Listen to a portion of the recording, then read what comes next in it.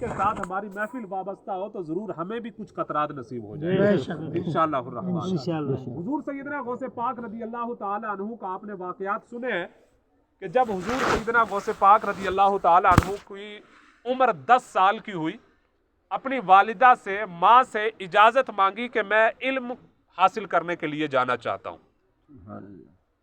ماں نے اجازت دے دی اور ایک قافلے کے ساتھ ان کو لگا دیا۔ آج ہمارے پاس سارے آسائش موجود ہیں، سفر کے آلات موجود ہیں، وہ وقت ایسا تھا کہ پیدل سفر ہوتے تھے۔ ایک قافلے کے ساتھ لگا دیا اور کہا جا کے علم حاصل کرو، اور 40 درہم اس وقت کا جو پیسہ تھا وہ ان کے لیے ان کے کپڑے میں گدڑی کے اندر سل دیا۔ واقعہ آپ نے اچھی طرح سنا ہوگا، لیکن غوث پاک کا یقین دیکھیے، اعتقاد دیکھیے، اور ہمیں اس سے کیا سیکھنا چاہیے وہ دیکھیے۔ بے شک بے شک۔ حضور سیدنا غوث پاک رضی اللہ تعالی عنہ چلے، راستہ تھا، جنگل تھا، ڈاکوؤں نے پورا قافلہ لوٹ لیا، اور غوث پاک کو اس لیے چھوڑ دیا کہ 10 سال کا بچہ ہے، اس کے پاس کیا ہوگا۔ سبحان اللہ۔ جن کے پاس کچھ نظر آ رہا تھا ان سے لوٹ لیا، جو دیکھا کہ یہ بچہ ہے اس کے پاس کچھ نہیں ہے اسے چھوڑ دیا، اور آخر میں ایسے ہی کسی ایک نے پوچھ لیا تیرے پاس بھی کچھ ہے؟ باقی سب سے تو لے لیا، کیا تیرے پاس بھی کچھ ہے؟ حضور غوث پاک فرماتے ہیں ہاں میرے پاس 40 درہم۔ سبحان اللہ۔ بے شک۔ جب یہ بتایا تو اس نے اپنے جو ان کا سردار تھا اس کے پاس لے گیا اور لے کے یہ پوچھا کیا واقعی تیرے پاس ہے؟ کہا واقعی ہے، اس نے نکال کے دکھا دیے۔ سبحان اللہ۔ غوث پاک سے پوچھا کہ تو ایک بات بتا، تیرے سامنے پورے قافلے کو لوٹا گیا ہے، تجھے پتا ہے کہ ہمارا کام لوٹنا ہے، جس کے پاس ہم نے مال و دولت دیکھا، پیسہ دیکھا، کچھ بھی دیکھا، ہم نے اسے لوٹ لیا، یہ سارا کچھ دیکھنے کے باوجود تو نے اس کو چھپایا کیوں نہیں؟ سبحان اللہ۔ ہم نے تو صرف تجھے پوچھا، تیری تلاشی تو نہیں نہ لی۔ اگر تو کہہ دیتا میرے پاس کچھ نہیں ہے تو ہم تجھے چیک ہی نہیں کرتے، تو چلا جاتا، اور تجھے پتا بھی ہے جب تو بتا دے گا تو ہم تجھے لوٹ لیں گے، تو پھر تو نے بتایا کیوں؟ حضور غوث پاک فرماتے ہیں، یہ جملہ سنیے غوث پاک کا اور اپنے ایمان کا حال دیکھیے۔ حضور غوث پاک فرماتے ہیں کہ میں جب گھر سے نکلا تھا میری ماں نے کہا تھا بیٹا جھوٹ نہیں بولنا۔ سبحان اللہ۔ اعتقاد دیکھیے، یقین دیکھیے، کہا ماں نے تو یہ کہا تھا لیکن تیرے سامنے قافلہ لوٹا گیا، پھر بھی تو نے نہیں اس کو چھپانے کی کوشش کی۔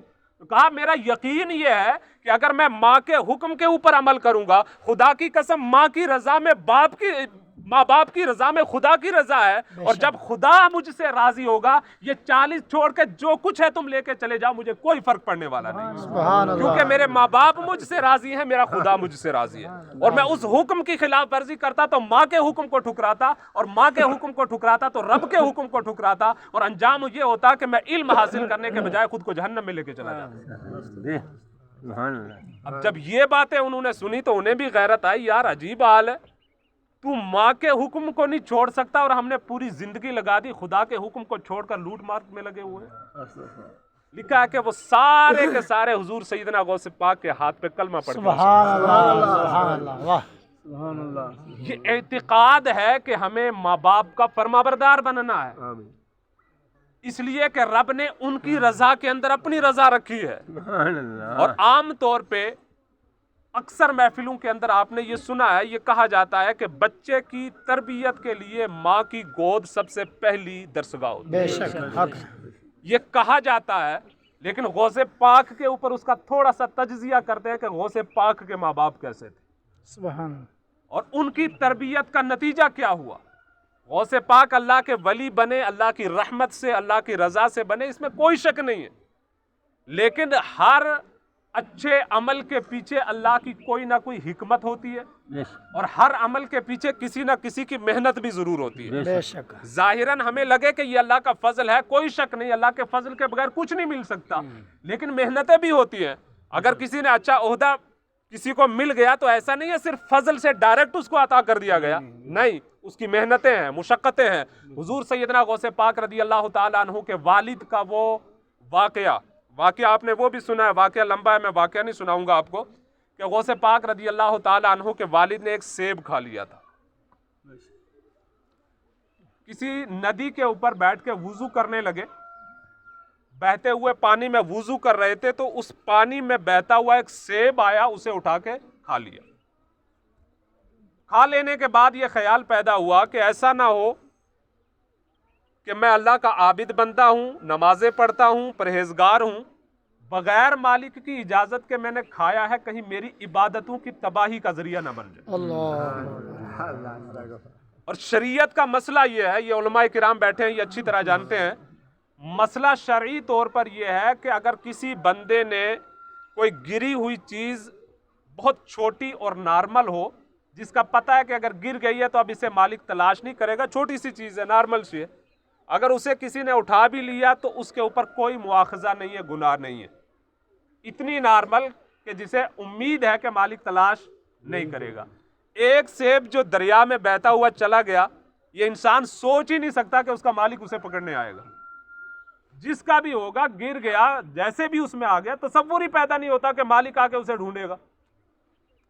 چلتے گئے کہ کہیں نہ کہیں اس کا مالک ملے گا، صرف اس لیے کہ میرا نفس پاک رہنا چاہیے، میرے حلق سے نیچے جو لقمہ اترا ہے وہ حرام نہیں ہونا چاہیے، حالانکہ حرام نہیں ہے، شریعت کہتی ہے حرام ہے ہی نہیں، وہ بہت نارمل چیز تھی، وہ گناہ تھا ہی نہیں، لیکن صرف اس وجہ سے کہ میری عبادتیں برباد نہ ہو جائیں، میری عبادتیں تباہی میں نہ چلی جائیں، کہیں یہ گناہ میں نہ آ جائے، صرف اس شک و شبہ کی وجہ سے اس کو تلاش کیا، اور جاتے جاتے دیکھا کہ وہ نہر جہاں سے گزرتی ہے وہاں ایک باغ ہے، اور یقینی سی بات تھی کہ اسی باغ کے درخت اس کے کوئی پھل گرا ہے جو بہتا ہوا وہاں تک پہنچ گیا۔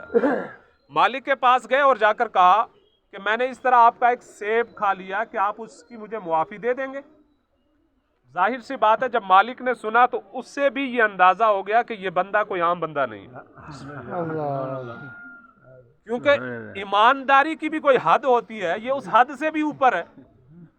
بھائی اگر تو نے میرا کوئی نقصان کیا ہوتا اور میں نے تجھے پکڑا ہوتا، میرے کسی بندے نے تیرے اوپر جرم لگا دیا ہوتا تو آتا تو پھر میں سمجھتا تو معافی لینے آیا۔ سیب ٹوٹ کے چلا گیا، نہ مجھے اس سے کوئی مطلب، نہ میرے باغ والوں کو کوئی مطلب، چلا گیا تو چلا گیا، دن میں شاید کتنے جاتے ہیں کیونکہ نہر بیچ سے گزرتی ہے، تو اس کی معافی لینے کیسے آ گیا؟ اللہ، جب سامنے والے کی نظر نورانی ہو تو وہ دوسرے کو بھی پہچان جاتا ہے۔ بے شک، جب دیکھا کہ اس کے چہرے میں کچھ نور ہے، کہا معافی تو ملے گی لیکن اس کے لیے تجھے بڑا سخت کام کرنا پڑے گا۔ اللہ، کہا وہ کیا؟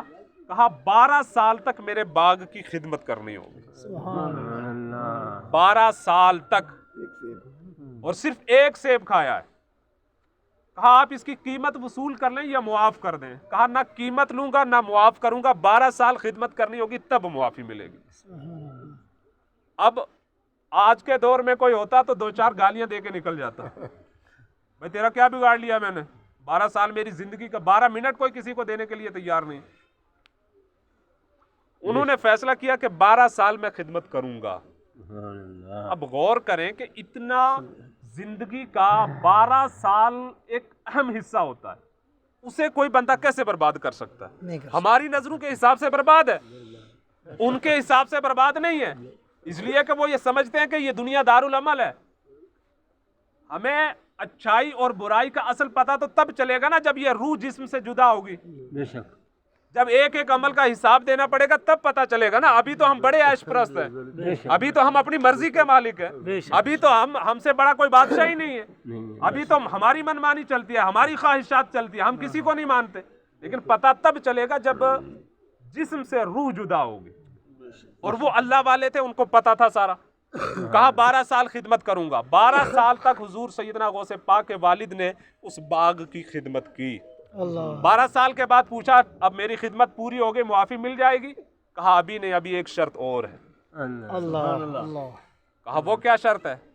اس شرط سے پہلے ایک جملہ میں آپ کو بتاؤں۔ غوث پاک کے والد کی ڈیوٹی یہ لگائی تھی کہ باغ کی خدمت کرنی ہے، اور مخصوص کام تھا گوڈی کرنی ہے، اللہ، یعنی پیڑ جو ہیں ان کی گوڈی کرنی ہے۔ فرمایا کہ جب 12 سال مکمل ہوئے تو انہوں نے کہا کہ جب کہا جا کے کہ کیا میری خدمت پوری ہو گئی، اب مجھے معافی ملے گی؟ کہا جا ایک سیب توڑ کے لیا، اچھا سا، مجھے کھانا ہے۔